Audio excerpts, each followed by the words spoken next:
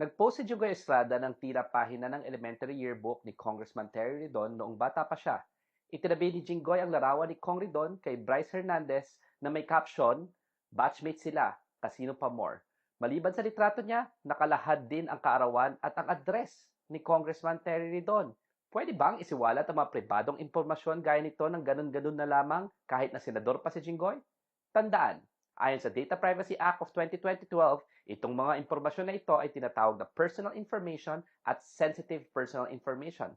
Hindi pwedeng isiwalat na lang ng basta-basta ang mga sensitibong impormasyon na ito. Ang pagsiwalat ng personal information na walang pahintulot na may-ari nito o para sa mga layuning hindi obligasyon sa ilalim ng batas ay maaaring parusahan ng kulong at multa. Ang ginawa ni Jungay Estrada na pagsiwalat sa mga sensitive personal information without the consent of the person concerned may therefore be punishable under the law. Dapat, senador ka man o hindi, kailangang sumunod sa batas.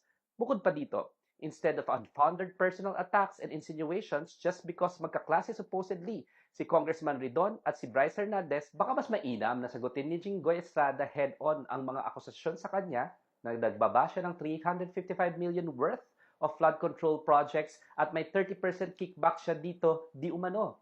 This is even more serious because Senator Jinggoy was previously convicted of direct bribery and 2 counts of indirect bribery by the Sandigan Bayan, which is just pending appeal.